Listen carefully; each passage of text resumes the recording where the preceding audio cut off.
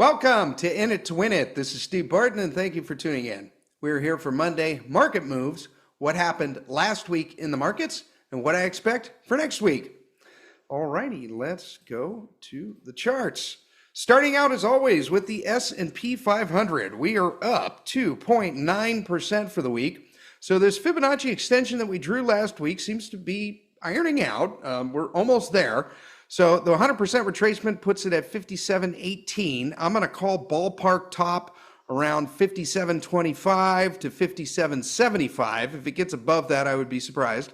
But that's probably around about where we'll get a little bit of resistance, and then it'll come back down would be my guess.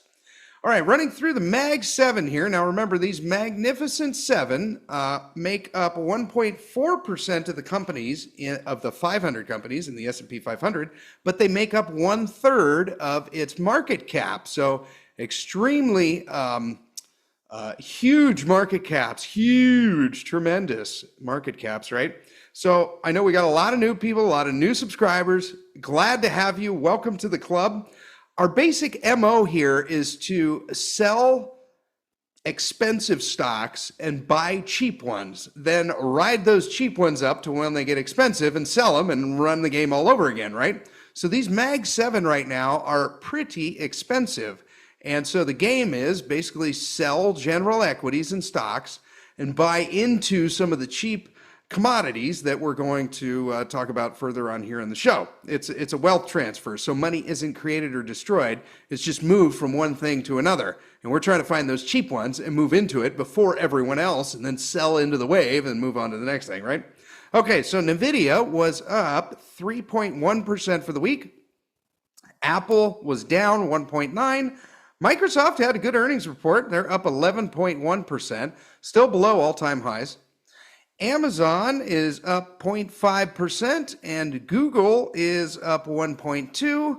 Meta had a good earnings report. They're up 9.1%, and Tesla not so great and up 0.8% for the week. So all of them are below their all-time highs, we'll see if I'm right or not, but I don't think any of them will touch that again. I am not in the blow-off top camp. We'll see. All right, Dow Jones Industrial Average up 3% for the week. Ran an extension on this one as well, and if it gets up there, it's kind of lines up right around the 200-day moving average too. So around 42,000 would be the resistance point. Looks like it just broke through that 50-day moving average. We got a death cross here.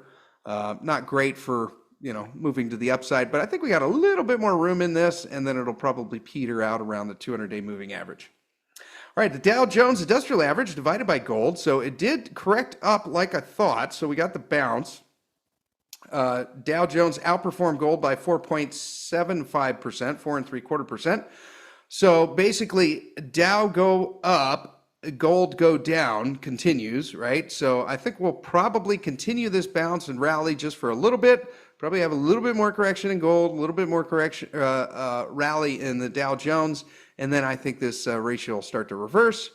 This was another currency that we were looking at, and this one is the Swiss franc. This kind of caught my attention here. I wasn't going to bring it up, but see how we got this bull flag forming right here?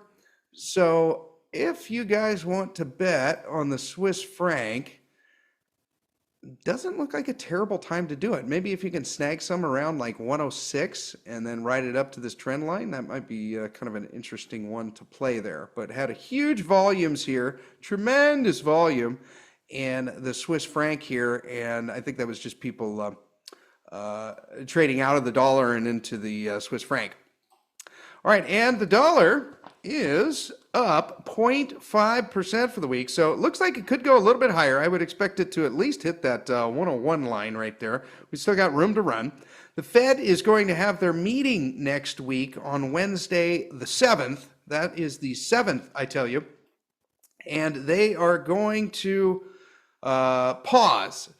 And how could I know such things? How could I possibly know that? Well, thank you to our friends at the CME group. They keep track of some of the smartest people on the planet, bond traders, and what they think. And the smartest people in the room believe that there is a 97.5% chance that the Fed is going to continue to pause on their meeting on Wednesday.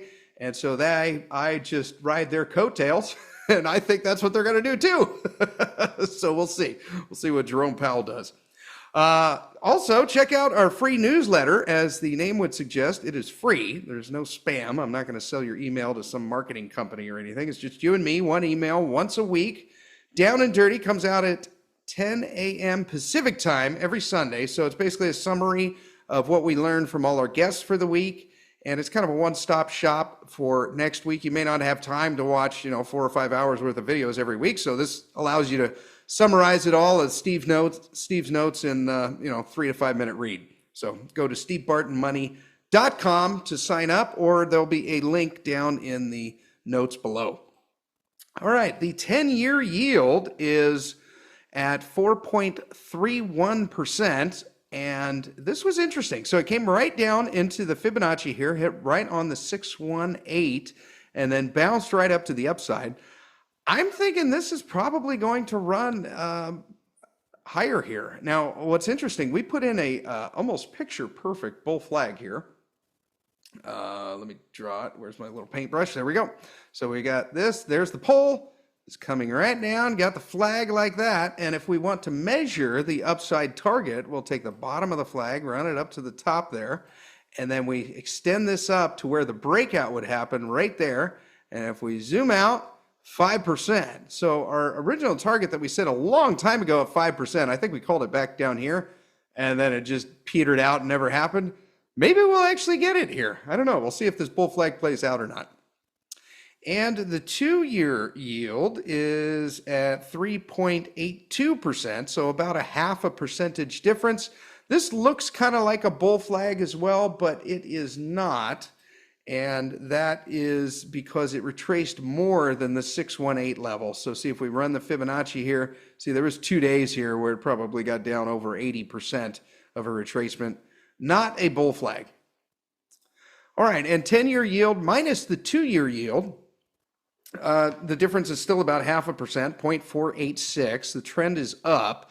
So long duration debt is continuing to pay more than short duration debt, which makes sense. And we are no longer in upside down clown world like we were for 2 years.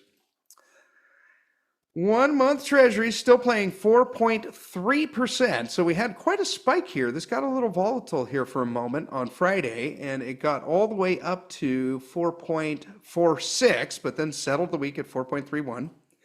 LQD down 1% for the week. So interesting here, just a little retracement, came right on the 618 and then popped. So it's probably going up next week. We probably got a little bit of a bounce here.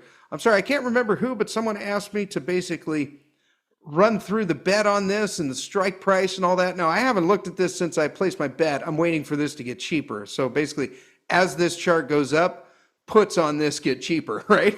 So what I ended up getting, I can tell you what I got. I haven't looked at what it is, but on these dates back in, what is that, late March, excuse me, I got expiration date was October 17th of this year, $99 strike price and $100 strike price, and I think it cost me, I think it was $30 a contract and $43 a contract. It was somewhere in that ballpark. It was like, $30 to like 43, I think. Maybe it was 33 and 42, but somewhere in that ballpark is basically what I paid.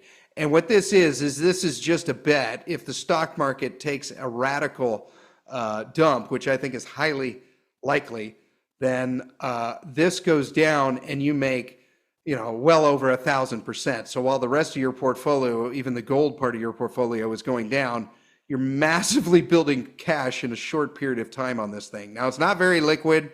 It's tough to find a buyer, so oftentimes you may put in $30. The bid and ask will be super wide. It may say $20 bid, $50 ask, right? Well, you put in 20 and see if it hits. Doesn't, then put in 21, then put in 22, then put 23, and maybe it finally hits when it hits like 37 or something, and then you're in. But ideally, I only got a quarter of my portfolio into this. I'd like 1%. Because when this hit and it went down there, it was up, it was either 600 or 700%. I think it was 600%. So you don't need this to move a lot for it to really go. But you know, when it goes, I'm expecting something like this. We'll see if that actually happens. All right, and the Canadian dollar is down 0.2% for the week. So if you have a choice, like let's say you're north of the border here and you have to decide in your brokerage account to keep some cash in Canadian dollars or US dollars, I would lean towards US dollars. I think we're going to get a little bounce here and the US dollar will get stronger than the Canadian dollar. And gold is down 1.7% for the week. So we're getting a little retracement that we're thinking. It's still continuing its correction. Kind of bull flaggish looking, but it's inching down towards our entry zone down here. So I still think about 8 out of 10 times it'll hit this yellow rectangle here. And that is price points between 3,070 and 2,970. So continuing to correct down, I think it's pretty likely we'll hit in there. So if you're new to the show, this is kind of where you're going to want to start. You know, this is, as JP Morgan says, gold is money, everything else is credit. And D. Dunphy says, glad I found a way to your show, Steve. Nice work. Thank you, Dunphy. Glad to have you. Gold divided by the S&P 500 continues to correct. So it hit the resistance right up here, probably because we drew this white line. And then it came back down. So I think this is probably going to continue. I think gold is going to have a little bit of a sell-off. S&P 500 is going to continue to go up like we thought, and then that would drive this chart down. But I'd be pretty surprised if it got below this 50% line. I think this is going to be a huge line of support. CEF, physical gold and silver on the stock market, down 2.6% for the week. So new guys to the show, this is where you start right here. CEF, this is a physical position, air quotes, in gold and silver. It's basically you're buying into shares of, you know, pallets of gold and silver in a warehouse held by Sprott. If you want to know the details of that, we interviewed John Chabaglia last week, and he outlined all of that. It was, even though the tax implication, it was great. So if you're new to the show, start here. These red, yellow, and green lines would be the limit orders that I would be interested in. I'm not a financial advisor, and this is not financial advice, but if it were me and I didn't have any of this, these are the limit order lines that I would be putting in. I'd be putting in $26.50, $25, and $23.60, and I would be buying more as it went down, because I think inevitably this chart is going to go back and up and to the right like it has been, and these will be these little corrections and moments in time where you can back up the truck. All right, and PHYS down 2.1% for the week, so still kind of correcting down a little bit. I like $22.50, $21.20. And GDX, we are down 3.5% for the week. So moved past the point of concern week before last, ironing out nicely. I'm going to be adding back more in here. So this is where your if-then statements come in, right? If the share price gets down to $44, I will buy more, right? And then if the share price gets down to $40, then I will buy even more than that, right? And just keep on going. So $44, 40, and $33.50. This $33.50 is not likely to hit, but if you don't have a limit order set, then you know, if it does hit, it won't execute. So you got to put it in.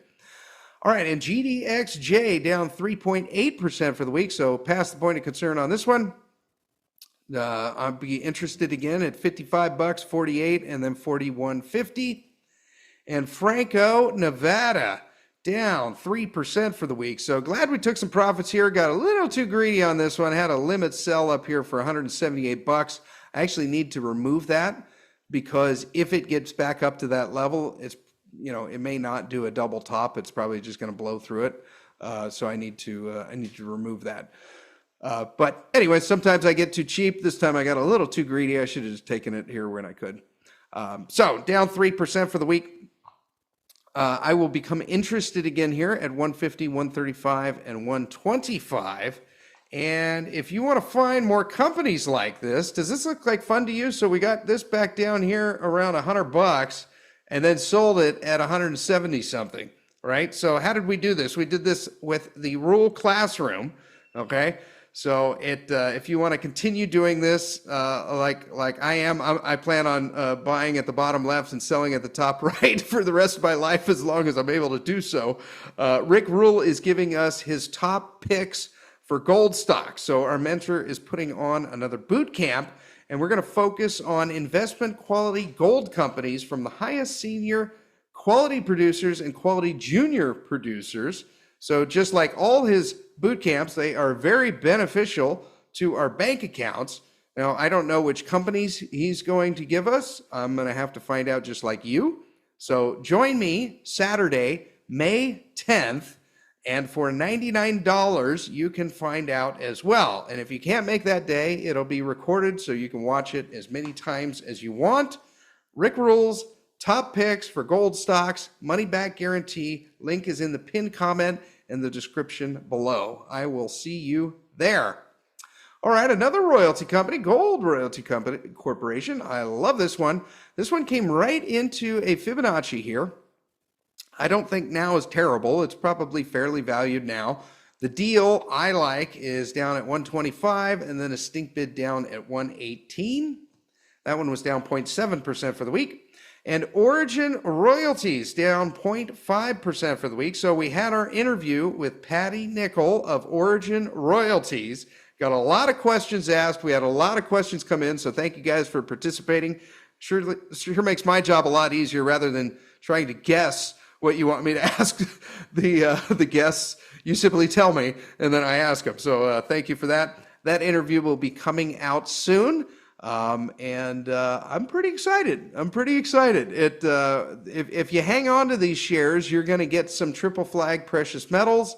And you'll also get some shares of the new spin out, which he's hoping to be able to keep the same ticker and everything. With the new Origin Royalties Company, it'll just be minus the Silicon Merlin asset.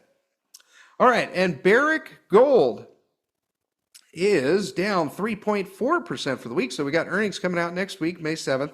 Had a really nice correction here. I thought this was the moment here. And the hit right in the Fibonacci, right on the 50% retracement, right on the 50-day moving average, and then it fell down below. And so I got right here on the 200-day moving average below this retracement now. So we can get rid of this Fibonacci. And does this 200-day hold or not? I mean, since it broke there and broke the Fibonacci, I'm going to say your next level down here is going to be, I wrote this red line right there at 1775. Now that I think, I mean, that it does look pretty good. Yeah, that's probably like your first, if you want some of Barrick Gold, that's not a bad place to start. But then after that, I like 1625 a lot better, and then 1525 even more than that. All right, and Newmont is down 4.5% for the week. So last week I sold 30% of the position here, starting to sell off, and that was just timed with the earnings here. It wasn't anything super scientific. We knew that the earnings, I mean, everyone knew the earnings was going to be better, and it was. And then it popped, and then we sold. Okay, so have a plan, trade the plan. And anyways, came back down. I will become interested again once it reaches 48.25, assuming it does so. After that, 42, and then 37.50. And Agnico Eagle down 6.2% for the week. So I'm looking to buy some more of these when it touches these levels. I might pick up a little bit when it hits $100, then 89, and then 78 has quite a bit of support. So hopefully we get a pretty good sell-off in gold and we reach these levels. I think us getting down to $78 on Agnico Eagle is probably a pipe dream. And B2 Gold down 4.6% for the week. So it's right here on the Fibonacci, hit perfectly on the 618. I've just run options on this one. I've never actually bought straight up shares, but I've been kind of looking to do another option. I almost got one right back here, and then it got within, I don't know, a few cents of where I was looking at this $2.50 level.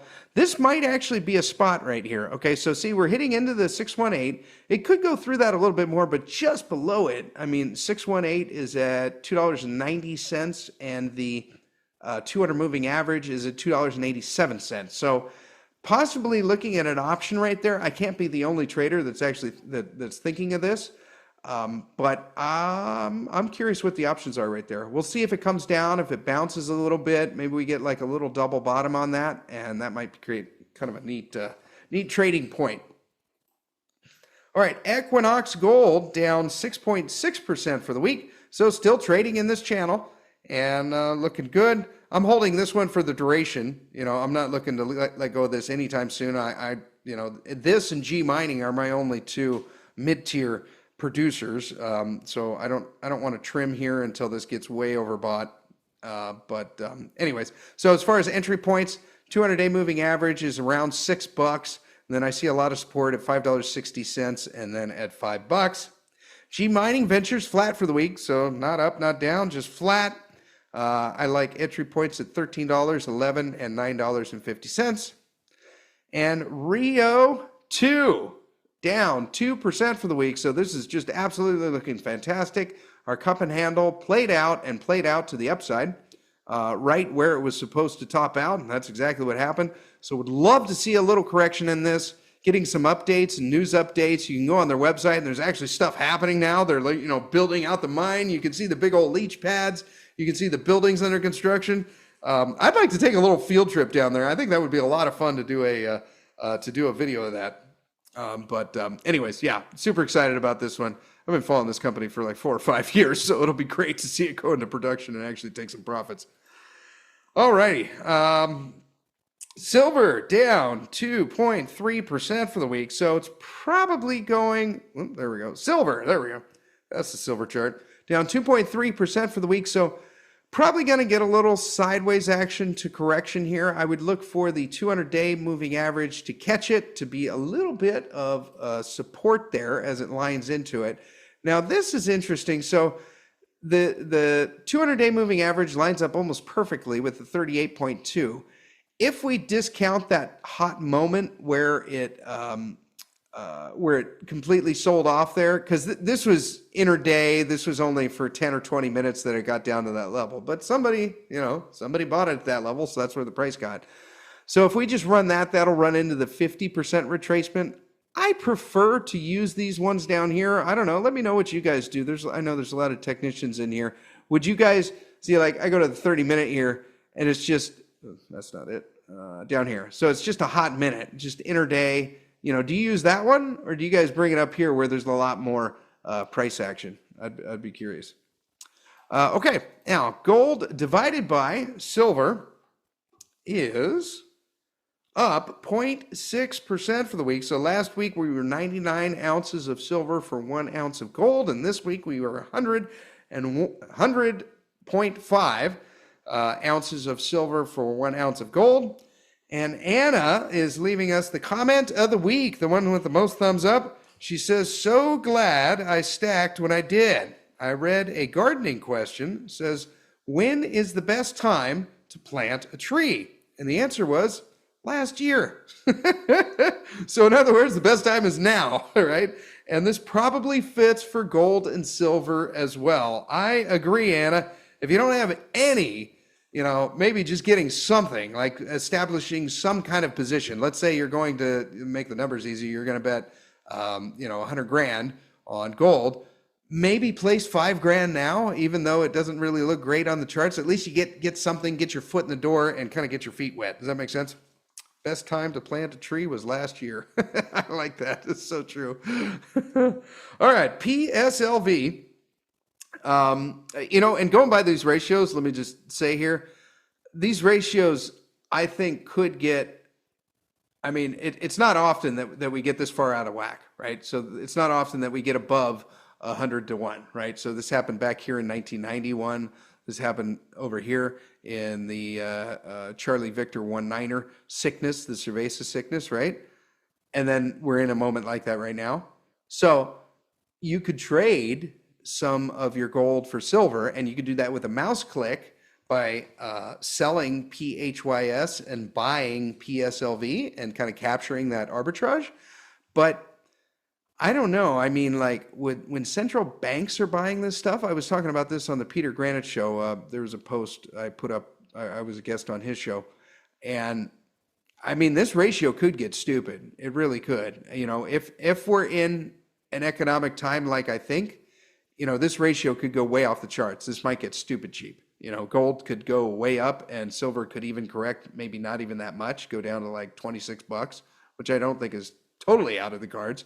And this ratio could just get absolutely ridiculous. So I'd actually love to see that, because that would be an amazing money-making opportunity, and it wouldn't last long, I don't think. But yeah, anyhow, just some food for thought there. All right, and PSLV is down 3.1% for the week, so basically the same as silver, sideways to down. I'd be looking at that 200-day moving average, first entry at $10.50, then $10, then $9.50. SIL down 3.25%. Corrected a bit, probably a little bit lower, just like the rest of the silver equities. I would be looking at that rising 200-day moving average to add positions on this, or this white upward channel trend line. SILJ down 5% for the week. It looks the same, but it's under the 200-day moving average now. So next spot I would look on this would be like a retracement here. It's right on the 50% retracement, although I'd be looking at $11.25 to hit the 618. Stink bids, $9.75 and $9. And Pan American Silver is down 7.6% for the week. So if silver ever really breaks out, this company is absolutely going to kill it. And we broke through the retracement and the 50% line here on this parallel channel. So the next level I'd be looking at is 2250 and $19. So any of the new guys that had your limit orders set there for 24, congratulations, you are in. And our guests next week are going to be Michael, Oliver, and Greg Weldon. So make sure you get your questions in for that. You can go under our posts tab and submit your questions there. Or if you're on the newsletter, we always put the posts in there, and you can just click on it. It'll take you straight there. That's probably the easiest way. All right, and copper. Paging Dr. Copper is down 3.5% for the week. So fell down a little bit, probably going to get an initial bounce here in copper early next week, and then I would guess another correction. So you got some pretty stiff resistance up here, just shy of $5. Kind of in no man's land here, above the 200-day moving average, below the 50-day moving average. But I would expect it to trade somewhere in that range, below 5, above 450. And gold divided by copper, it now takes, last week, it was 682 pounds of copper to get 1 ounce of gold. Now it's 694 to get 1 ounce of gold. So gold outperformed copper by 1.8% for the week. Physical copper on the stock market. Thank you, Sprott. John and I talked about this one as well. Make sure you check out that interview.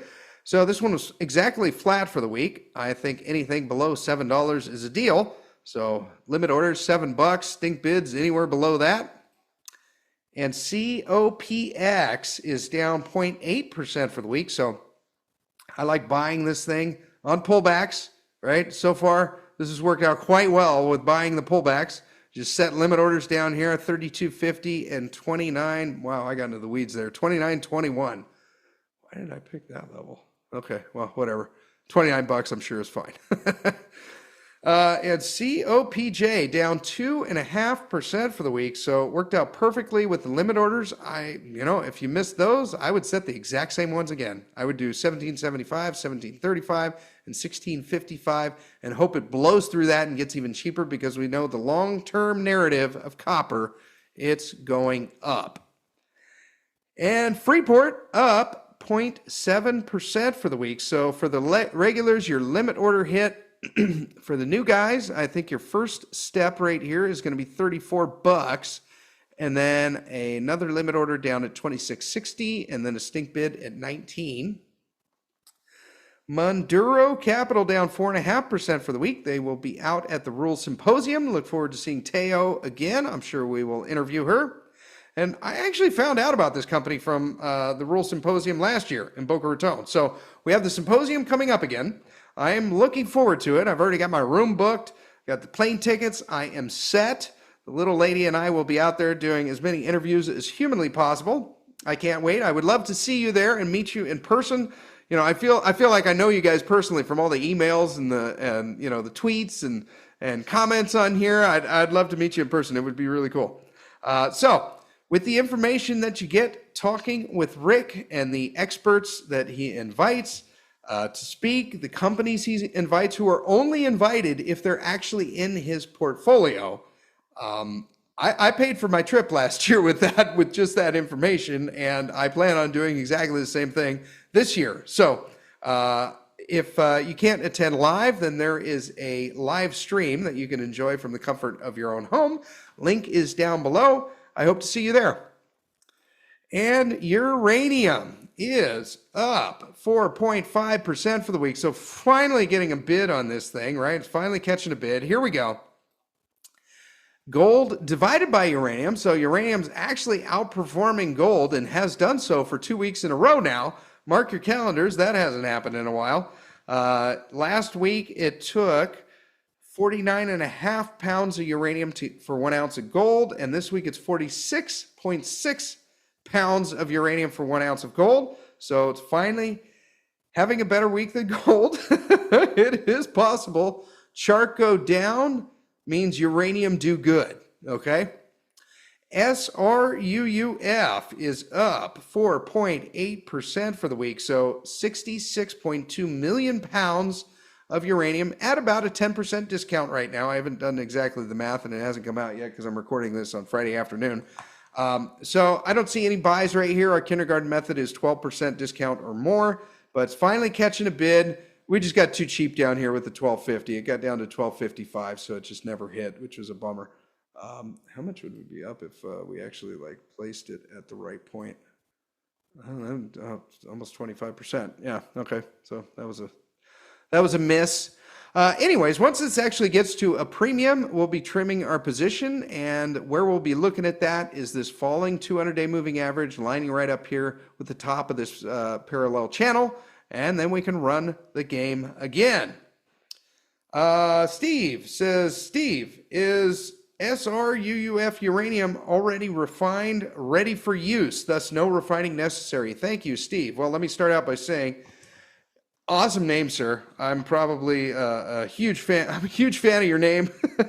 Anyways, all kidding aside. Okay, so there's several different stages of this. Okay, so there's U308, which is what is in this fund, right? It's literally drums of yellow cake that you can buy into.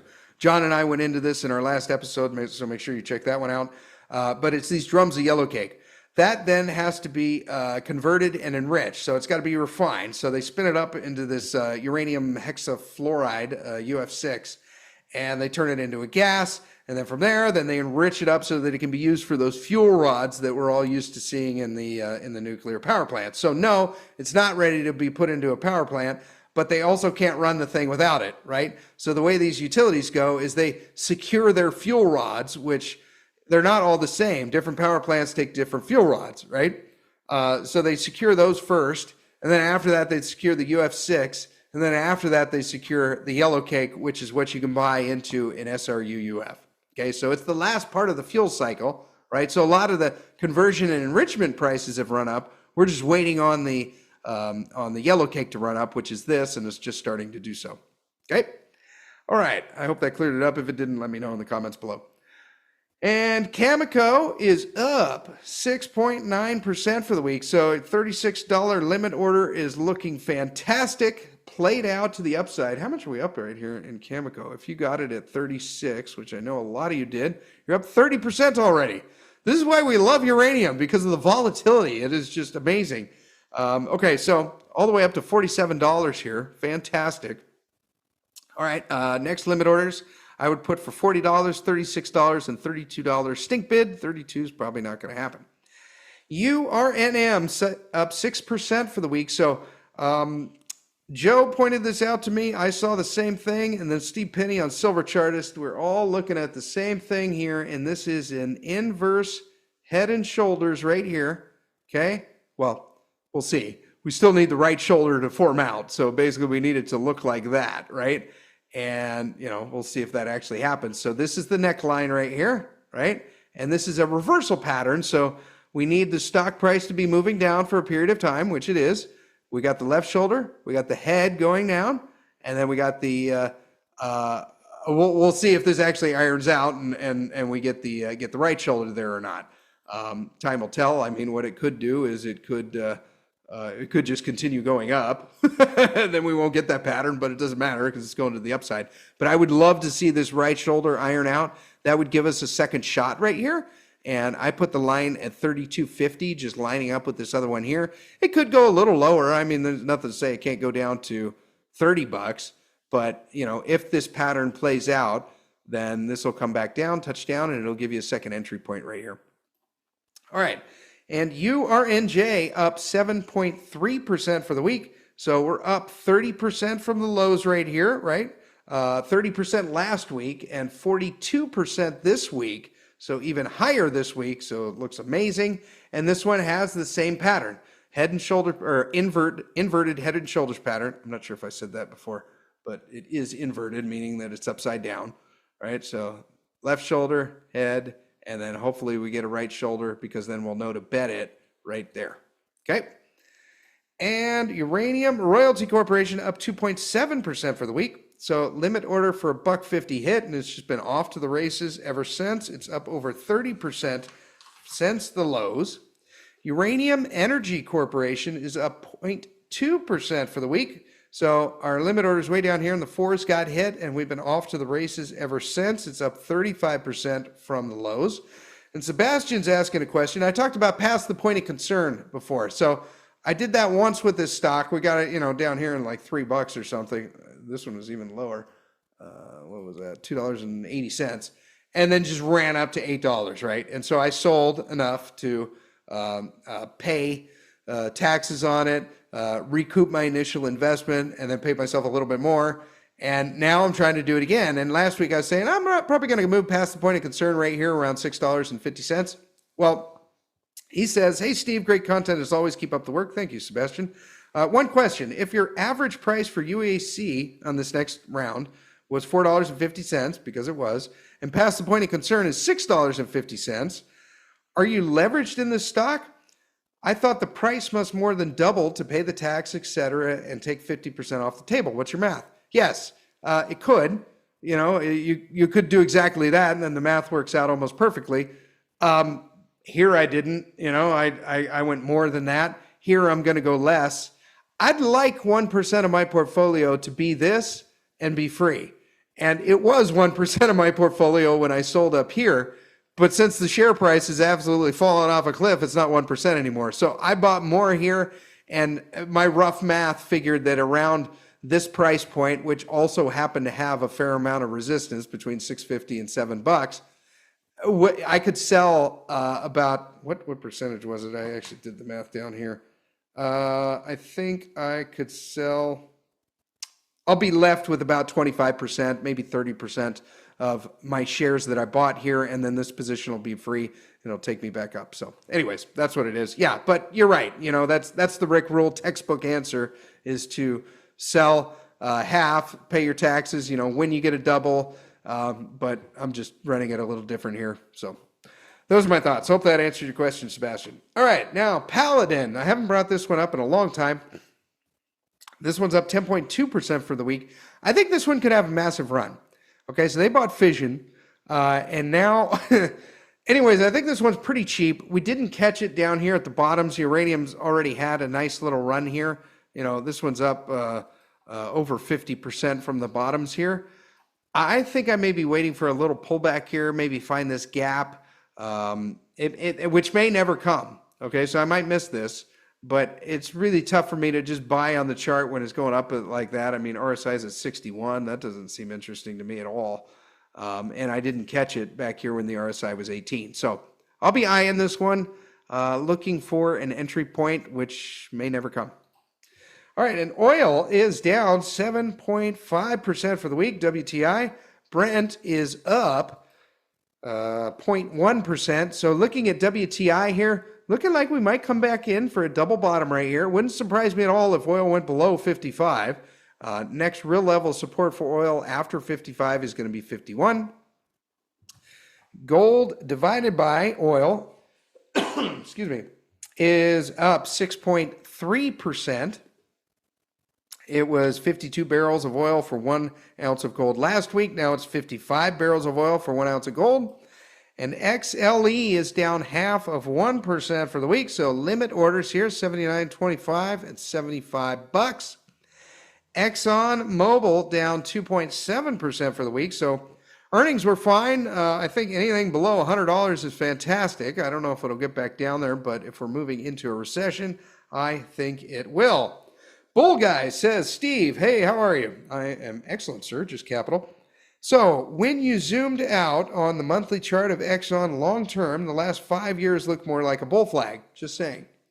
All right, so we'll go out 5 years here. So I think he's talking about the cerveza sickness lows. And here, I don't. Okay. Well, first and foremost, I don't know that bull flags go much beyond like months, you know? A 5-year bull flag, I've never really heard of that. So maybe, I'm not sure. Maybe there's probably better technicians, you know, watching right now than me. If you guys know if that's the case or not, let me know. The one thing that I think would negate this is let's say that is possible, is the 90-degree angle. So we want this corner right here to be 90 degrees or less, somewhere in between like 90 degrees and like 45. But this looks like, just eyeballing here, that this is more than 90 degrees. So I would say that this is probably not a bull flag, although good eye, sir. Let me know if you see any other things like that in the future. You know, and other guys that are technicians, you know, let me know in the notes below. Maybe I'm full of it. I don't know. All right, and Chevron down 0.2% for the week. Let's see, 135.50 limit order. Does look like a bear flag. Yeah, that kind of does. Okay, so right here, let me keep my paintbrush on. So we got this massive pull just going right here, and right there, and right there. That does kind of looks like a putter, don't it? Looks like a bear flag. I'd love to see this go lower. I don't have any Chevron other than what little I got in XLE. But yeah, maybe we are. I mean, if that's the case, I mean, this could just get stupid here. Okay, so we'll do the measured target. Okay, and then we'll zoom out, and then we take it from where the breakout would happen and down. I mean, that could get down to $100. I mean, that's just technically on the charts. I don't know what fundamentally would happen to the company if that happened, but that would be impressive. So I don't know. Buyer beware, but I think now is a good deal for Chevron. It looks cheap to me. And Canadian Natural Resources is down 1.1% for the week, so still in a downtrend. I like limit orders around $25 and $23. Blackstone Minerals up 0.5% for the week, so limit order at $14, and then another one down here at $13 at $14. Your dividend is going to be 10.7%. And natural gas is up 23.6% for the week, so that one took the cake, huh? I thought this would get down to the 280 right here, and it did exactly the opposite and just shot up. So go figure. Devon Energy, our favorite oil and gas play, or our favorite natural gas play, so recently sold some gold and got into Devon Energy right down here. So that was nice and seemed to be good timing so far. Probably going up next week. Birchcliff Energy, same thing, down 3.9% for the week, so had a little run, got a bit of a golden cross here, but not a very strong one. You know, the strong golden cross you want is kind of when the 200's going up, and then the 50 just charges right through it. This is more of kind of a little petering thing, doesn't know what it wants to do, but it looks to me like it's going to go up next week. Got a little bit of bounce. You got a pretty good retracement right there. And Pado is down 0.6% for the week. So we want to take some profits up here. I wouldn't blame anyone for that, you know, anywhere kind of around where we are now. And then limit orders at 1065 and 975. And our oil and gas expert, Rick Rule, we'll be having him on the show next week here in It to Win It. We'll have him on Tuesday, and then we will be in the classroom on Thursday for a Q&A. So make sure you join us over in the Rule Classroom. It's free. It doesn't cost anything to join. There's about 11 or 12,000 of us now that are just a whole bunch of resource investors. So very, very cool. Check it out. Thursday, May 8th, 12:30 p.m. Pacific time. Be there, be square. Link is in the pinned comment below. And coal, we got thermal coal is up finally 3.6% for the week. Met coal is exactly flat for the week, closed at 187 per ton.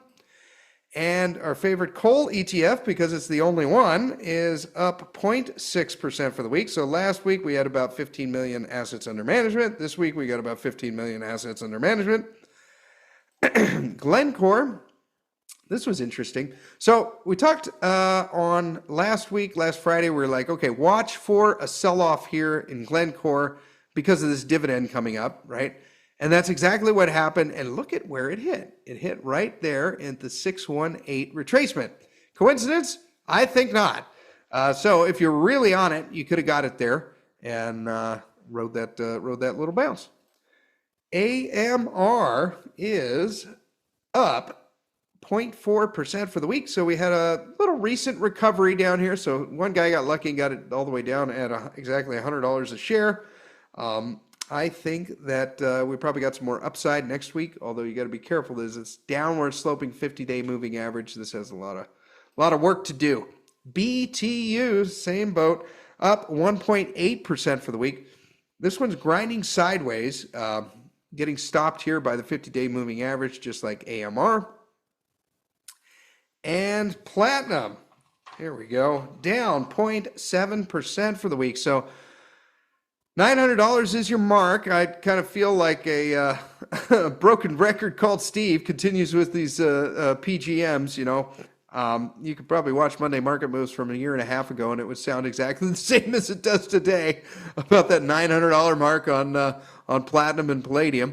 This is the way to bet on it on the stock market. PPLT, limit orders at $83.80 and stink bid down at $75. Palladium is up 1.5% for the week, so $900. Still looks fantastic. Way to bet on that in the stock market is PALL, up 1.2% for the week. Started position at 83 and then $80 stink bid. And if you just want to buy both of them and not have two funds, SRUUF is the way to do it. Flat for the week. First limit order at $9, which just hit a few weeks ago. And next one at $8.75. Keeps hitting these same support lines. If you get in, eventually this thing should re-rate. Streets of Gold says, please explain why you think platinum will go 2x to gold over the next few years. Thank you. Well, I don't know that I'm thinking it'll happen in the next few years. I hope it'll happen in the next few years, but I don't know that. Okay, here is the base case. All right, so Streets of Gold, you must be new, so welcome to the Hive. Thank you for being here, and thank you for the question. This is the mining supply of, this is platinum, this isn't palladium, so just think platinum on this one. This is the mining supply of platinum. Most of it comes from South Africa, which is a basket case when it comes to power supply, the power grid, and when it comes to political stability, right? The second biggest supply is Russia. Probably don't need to tell you about sanctions in that place, right? Third biggest supply, Zimbabwe. When are we going to have a coup there? Probably once every 4 years, right? Okay, and then after that, a little bit of North America and somewhere in other. Okay, so most of this, it goes into automotive catalysts, right? I don't think we're going to stop driving cars anytime soon. I don't think that, you know, there's going to be an increased demand for smog. So I think we're going to continue to have automotive catalysts. The basic bet of this is that if there is some hiccup in the supply in South Africa, in Zimbabwe, or Russia, this thing is going to re-rate overnight. And my basic thesis is that if and when that happens, you know, this thing tends to go parabolic. You get moments like this of massive sell-offs, and you get moments like this of radical to the upside, and especially in these ratios, when you take silver divided by platinum, or you take gold divided by platinum, that's when you get some serious re-ratings in these metals. And right now we are historically at ratios that we've never seen before, especially in gold divided by platinum. So I think all it's going to take is one of these re-ratings here, and we will skyrocket up to the upside or fall down. Since we're so far down, I don't know how much further we can go.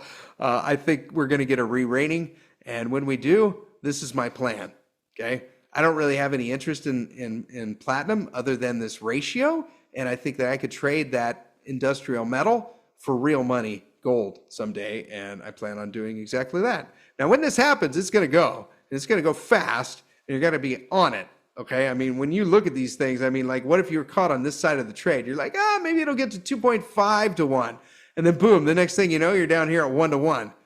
Man, that was back in 2008, and it hasn't happened again. So when this thing goes, we got to be on it, and so stay tuned. I'll certainly tell you here. All righty, thank you for the question, and welcome to the Hive. And nickel is down 0.5% for the week, so catching a bid here. We are up above 15,000 a ton, pretty cool. Nickel NIKL, the ETF, is up 2.6% for the week. I don't think this is the bottom, that 750 or whatever it was, the 725. Maybe it was, but I got a feeling we're going to come back and see that level again, and I'll wait for it. Centaurus Metals down 18.6% for the week. So these guys will also be out at the Rural Symposium in Boca Raton. They just need financing to build this mine. That's all they need.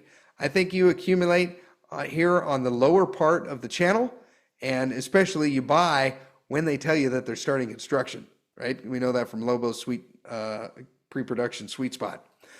All right, the Bloomberg down 1.1% for the week. So the bull flag did not play out. It broke down to the downside. So now we can run a retracement here and see where it starts to hit. I'd be looking at $99 and $100 on the Bloomberg, somewhere in that range. And iron ore is down 1.7% for the week. So still trading in the middle of the range here.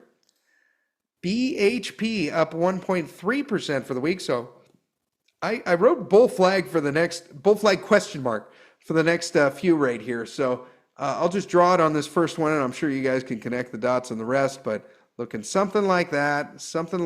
We'll see if this plays out. I don't know that I would necessarily bet this. I'm kind of a bottom catcher, but if you want some BHP, I don't think it's a terrible time. Same for Rio. Same kind of pattern right there. You guys can probably see the bull flag. It's kind of a rough one, right? This one is down 1.4% for the week. And then our pick ETF, so this is a one-stop shop here. Kind of looking, I like the other ones better, but maybe a bull flag there. I don't see any buys right now. 3 weeks ago down here at $30, that was your point. And Bitcoin, as of this moment, is up 3.3% for the week. So this one, pretty cool, broke through that $92,000 level. So we got right up here, and we are forming a bull flag. And if this plays out, okay, let me go to our little measuring tool right here. We can take it from the bottom of the pole to the top, and then we extend this up, and where the breakout would happen right there, that would take us up to about 105,000. So right now we're at 96. We'll see if it gets there. I wouldn't run a put on this. If anything, I would be betting to the upside. Alrighty, well, thank you guys for being here. Be sure to sign up for the free newsletter and check us out over in the Rural Classroom and the Rural Classroom Plus. If you'd like to try out this software for free, it doesn't cost you anything. There's a link down below. And thank you in advance for using any and all of these links, because they help support me and my family and my work. Alrighty, well, thank you for tuning in. Go to stevebartonmoney.com for more, and have a wonderful day.